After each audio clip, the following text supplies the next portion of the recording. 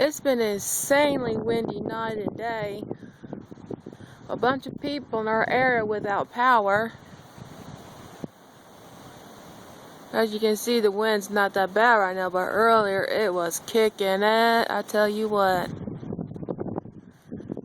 All cloudy and nasty. Between 1 p.m. and 5 p.m. today is supposed to start flooding, so I hope it don't flood too bad. Well, look, it's starting to kick up again, as you can see. Yeah, it's not all that pretty. Well, take care, YouTube.